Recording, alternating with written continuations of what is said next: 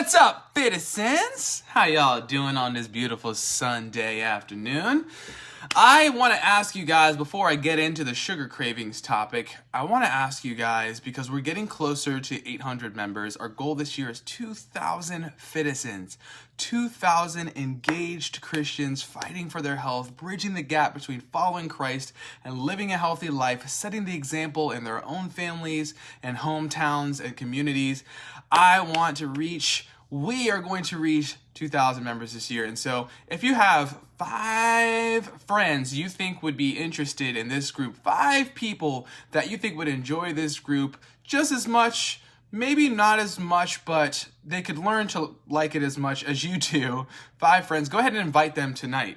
Go ahead and send them an invite, and we will take good care of them and make sure that they feel at home. Now, concerning sugar cravings, this was one of the topics that people asked me to speak on, and it's a great topic to speak on because a lot of folks deal with sugar cravings, right?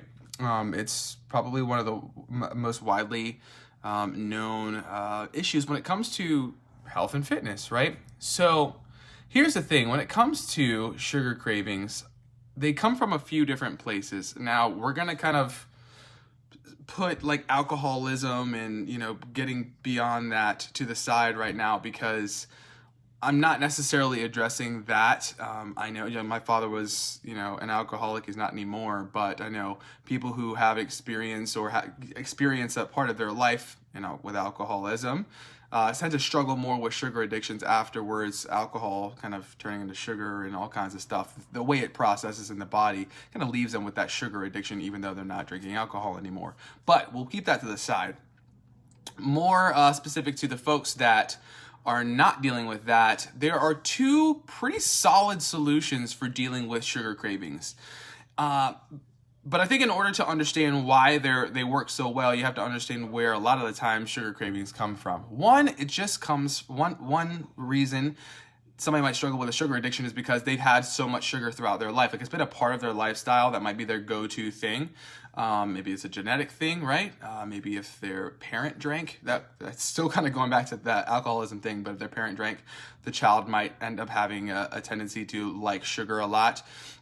Or maybe it was just introduced earlier on, right? Most kids have a lot of sugar when they're kids, right? Well, not a lot, but we have more of it than we tend to as adults.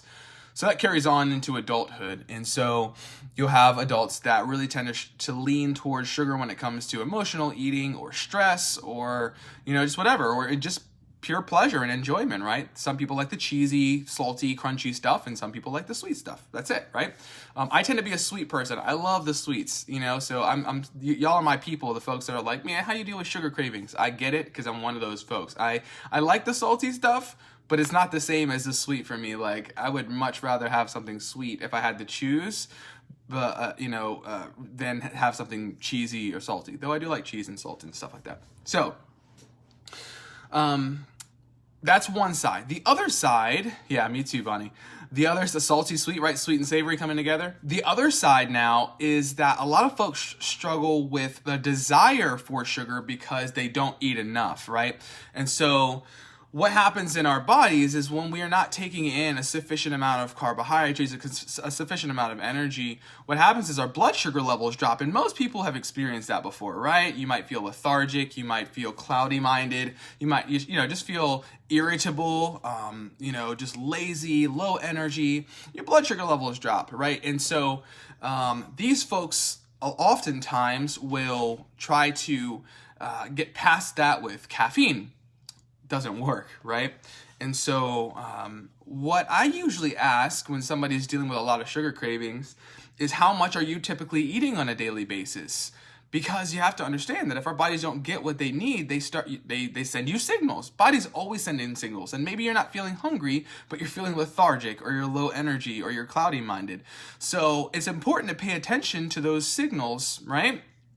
So I find that folks that really are craving all kinds of stuff throughout the day, even myself, if I haven't eaten for a certain period of time, I tend to struggle more with cravings. I want to eat everything I'm passing by on the street. I mean, things that I don't normally eat, I'm wanting to eat them because my blood sugar level is low. I need to eat something, period. I usually find that once I eat something, that craving kind of goes away. Now keep in mind, don't leave me yet, because there's another side to this that I think you're actually really going to appreciate, and I think is realistic and a part of a balanced protocol and just kind of strategy for long-term success, which is what I am teaching my clients to seek after and pursue, right? So what I suggest to you in dealing with your sugar cravings is to take a week or so and to write down how much you eat and when you eat, right? Just try to figure out what your portions are, and that could be by weighing your food out or just kind of, taking a snapshot of it. Track your calories, track your food. Because I think a lot of times what happens, as with anything that you might track, any habit, any just kind of normal thing that you do, any action, a lot of times what tracking does is cause you to see from another perspective, from the correct perspective, because in our own mind, we don't think we do something as much as we actually do, right? I've watched so many of my own videos and said, man, you really need to stop saying like in between every sentence, like this, like that, like this. I'm like, wow, so I've been really working on that. I hope you noticed. Maybe you do, I don't know. But on the other side of it, sometimes we don't do enough of something and we think we're doing it a whole lot. But when we take the time to track it out, write it down, take a snapshot of it, we realize, well, I don't do that as much as I thought I was doing, or I don't need it as much. So food is one of those things to where we think we're eating plenty or enough for us, but without any real knowledge of what our bodies need on a caloric level, concerning macronutrient profile, concerning just total daily energy expenditure. And that's a calculator that you can actually go and look up on Google. You can just type in TDEE and fill out that little survey that it'll give you, height, age, weight, stuff like that, if you know your body fat percentage, and it'll tell you how much calories you really need to be eating a day. And like 9 out of 10 people, when they do that, what's up, Christine? 9 out of 10 people, when they realize how many calories their body requires or what it would take to maintain their weight just to support their bodies, they're blown away and they're like, that's way too much food. There's no way that I could eat that much food. Oh my gosh, I'd be stuffed all the time, right? And I've talked about this before, and I'm not going to venture down that road as far as your body adapting to what you've been doing over the years, and ghrelin and leptin. I've talked about that and gut health and all that, and you can kind of go through videos and check that out. I'll be putting that in the nutrition education unit or guide. But most people find that they don't eat enough for their bodies. So as you learn that, right, you start to try to what I do with my clients, and what I would recommend if you don't know how to do that. That's where you bring me in and say, hey, coach, I need help with this. Is reverse dieting, gradually inching yourself up from where the calories that you typically eat to where you closer to where you need to be in order to support your body. So that's one strategy, is to eat for what your body actually needs, not just what you're used to. And usually when I say that, it's more so a mental comfort zone for how much food you typically eat on a daily basis. And a lot of times I find that that's a flawed, it's based off of a flawed belief or perspective or just thought about food or how much you need to eat or should eat or whatever that, but that would be the first step. If you feel like you're having a lot of sugar cravings, you probably need to figure out if you're eating enough. Now, if you are eating enough, this is the other one. Listen up for this one. If you are eating enough, all right, so check this out. Balance is key, right? We all know that. You can't live on chicken and broccoli, whether you're trying to lose weight, bulk up, whatever it is. You have to have balance. So there's a strategy called flexible dieting, right? I don't know if you've heard about this, but it's really, really huge in the bodybuilding arena. It's just starting to work its way into just kind of the normal, mom, dad, regular person just trying to get healthy. Flexible dieting is kind of finding its way in that arena. And the idea behind flexible dieting, also kind of known as if it fits your macros, is really that you can eat what you want as long as it fits a certain macronutrient profile, right? As long as you're not taking in more carbs than you should for your body, more protein than you need to, more fat than you need to, as long as you're getting a sufficient amount of each of the 3 macronutrients. So what I like to do and what I encourage clients to do is, once you get into the habit of tracking out your food, what you can do then is incorporate something that you enjoy in your calories for the day. For example, you want to have majority of your calories coming from healthier foods, right? So maybe in the morning you might have, your eggs with some vegetables cooked into them. And you might have some oats, right? And the next meal, you might have some chicken salad and a wrap and then a piece of fruit or something like that. But you might come to this period where you find that normally you have a sugar craving, right? So either you need to put a snack in that spot, because that's a good place for you to eat another meal, and that would give you the calories that you need to add on to your day. Or if you, like I said, if you're already eating enough calories, you might throw in something that you crave. So for me, I love like Oreos, or, I might have, I don't know, whatever it is for you. It's your thing. I could go on and on about things that you might enjoy. But each thing comes with a certain amount of calories that you can track, right? And so you can plan that in there. Most of the time, if it's a sweet thing, obviously for us, it's going to be coming from a carbohydrate source. So if you're going to put in, say, an unhealthy or a higher glycemic carbohydrate, right? Then you would just factor that in and not eat the carbohydrates later on in the day or at another meal. You would kind of swap that out and substitute, and so that would take up the carbohydrates from another place, right? I would suggest always, when you do have, though, your carbohydrates, that you pair them with a protein source, because it will bring down the glycemic index of that food to some degree. And all that basically means is that it's not going to give you such a great insulin spike, because that can backfire, obviously, as we all know, and then you end up tired, because once you get on the other side of that spike, you're all tired and you feel like crap, right? So having a protein source with your snack, your treat, whatever it is, right? Whether it's a piece of chocolate or whatever you like, have it with have it maybe at the end of a meal or something like that. Have your healthy lunch, and then finish it off with a little a couple of those pieces of the Hershey's or a Hershey's Kiss, or have it, like I said, with a couple Girl Scout cookies, whatever your thing is, man. Like, I don't know, like, enjoy yourself. But the idea behind this is to enjoy yourself. Like, have the things that you want every once in a while, because you'll find that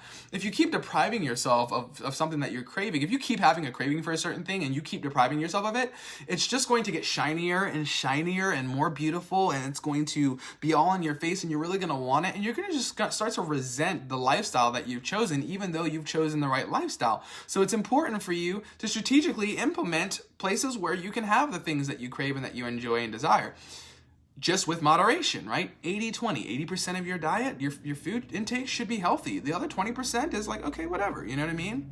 So Bonnie's saying, so like, have a sugar, and then you can exercise it off. I mean, you could, but I mean, if you factor that into your calories, you might not necessarily need to exercise it off. Like, you should be exercising anyways, right? And so if you're already working out, maybe, you're doing whatever your thing is. I don't think we should get into the mentality, though. I'd really like to break people out of a certain mentality of, I have to go work that off now. Like, no, just eat healthy, in moderation, have things that you enjoy that maybe are not as healthy, and have a normal exercise routine on a weekly basis. Like, we don't need to like punish ourselves for having something that we enjoy. Again, that doesn't develop a healthy relationship with food. It doesn't help that. It doesn't help develop a healthy relationship with exercise. Exercise is not the punishment that comes on the other side of, the bagel that you had, right? Just factor that in to your daily intake. And again, for the rest of the day, just try to make sure that you eat good, and not banging on bagels or anything like that. Don't hone in on the specificities of the things that I named. But you guys get my point, is that there needs to be a balance. And once you incorporate that balance, you'll find that some of the cravings go away, or they just kind of come down. And I've been telling people lately, I heard this from a guy, he says, some people just need to get their adult card back, because like so many folks, like they say, I can't have this and I can't have that, and this is bad from whatever source that they learned from, or maybe they interpreted it from something that I've said, and kind of made it to where they cut off certain things. But what happens is, when you take away that you can have it card, right, your adult card, you want it even more, right? That's why I say taking away your adult card, because it's like being a teenager. Once you can't have it, all of a sudden you really, really want it. I think that's just human sin nature, right? We want the things we can't have even more than the things that we can have. So maybe you allow yourself to have it Tell yourself, you know what, if I want it, I can have it. It's funny that how when you do that, all of a sudden the desire of it is not as strong. It's not as pretty anymore, because it's like, well, I guess I could have it. I mean, I would just factor that in, and maybe I wouldn't have as much rice later on today. You know what I mean? Like, so all of a sudden it's not as big of a deal. But those are two really good strategies for dealing with sugar cravings. One, I would say, and if they go hand in hand, to be honest, like it's not like an either or thing. I would say first, make sure that you're eating enough calories throughout the day, taking in enough carbohydrates, fats, and proteins. Balanced diet throughout the day. Don't be extreme. Don't eliminate carbs or any of that crap. You don't need to do that.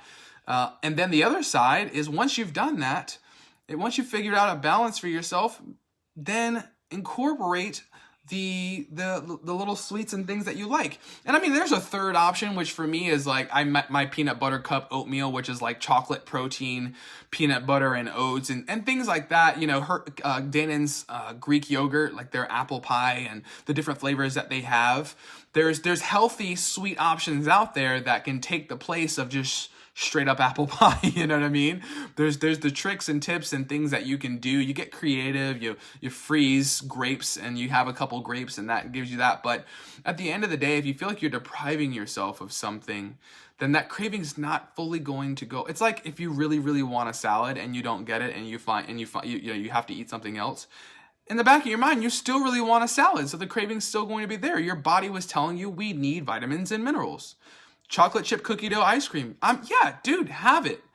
Again, and moderate 80-20. 80-20. We shouldn't be depriving ourselves of foods.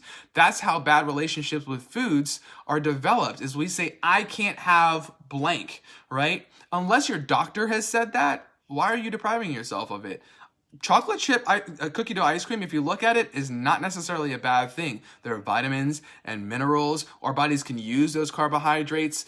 There's things there. There's calcium. There's all kinds of stuff that come with making those things. So everything has a benefit. Everything has a nutrient profile that we can benefit from. It's just a matter of the ratio, right? There are way more calories than there are nutrients in that. He says, are there any chocolate chip cookie dough salads? Probably not. So you should just eat the chocolate chip cookie dough ice cream and go based off of the serving size, right? Like, have moderation. Say, hey, look, like, pull it out, take out the serving size, put away the rest of the container.